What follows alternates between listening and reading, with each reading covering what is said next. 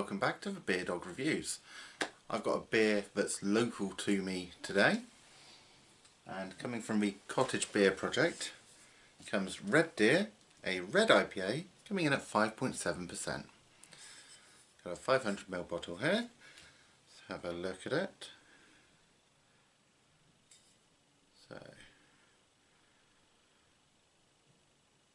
it is bottle conditioned, which is always good, really, isn't it? It does say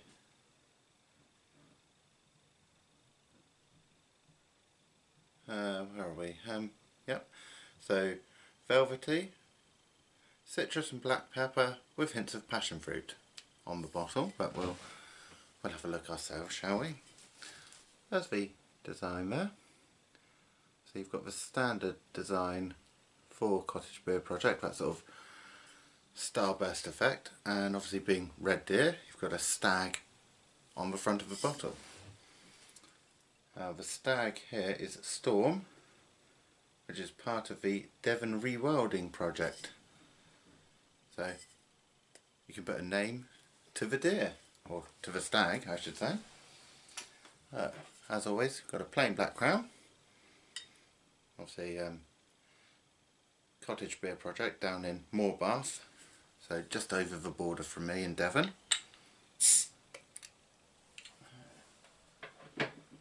I've had 4 of their beers so far and I enjoyed them all. So let's see what this one's like, shall we? I will admit I have had a sneak preview of this one because I picked it up at the one of the local food markets at the weekend, and I did have a sample of it whilst we were there. There we go.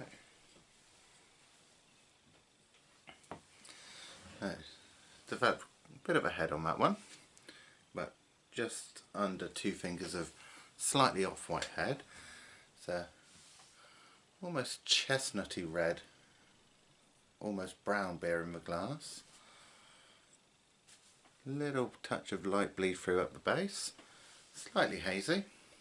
The head is starting to die down already. So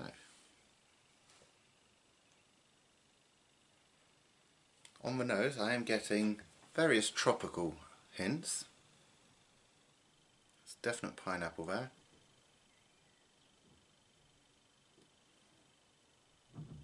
There's a bold citrus note in there. It's not quite grapefruity, but it's heading towards the more tart edge of citrus, which I do enjoy. Looks a fantastic beer anyway. Oh. Let's give it the old taste test.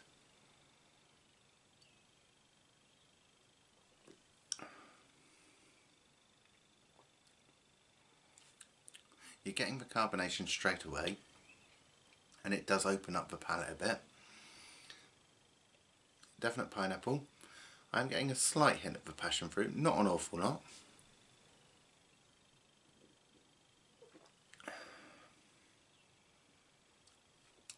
Almost bitter orange coming in, sort of like a Seville, that sort of orange.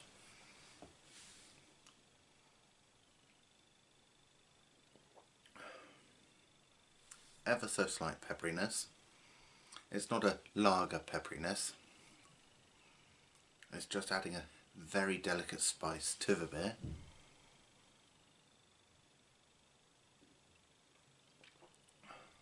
And on the back end, piney resinous bitterness.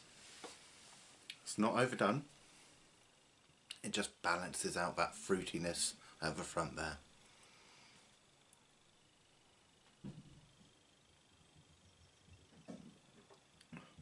That is delicious. There's quite a bit going on in there, but I do like my beers to have good character.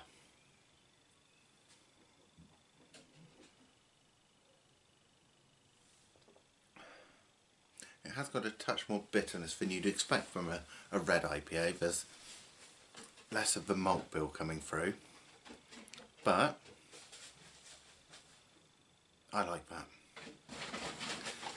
Do excuse Tyrion, he's come running in.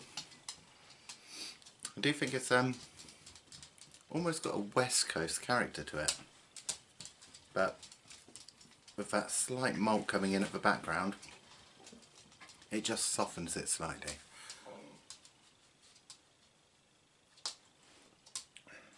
Add the fruitiness front end, and what you're getting is a really balanced, well-rounded beer that's perfect any time of year. What more could you want from a beer, really?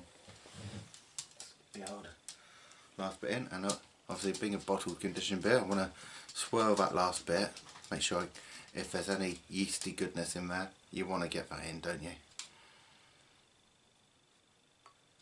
There we go.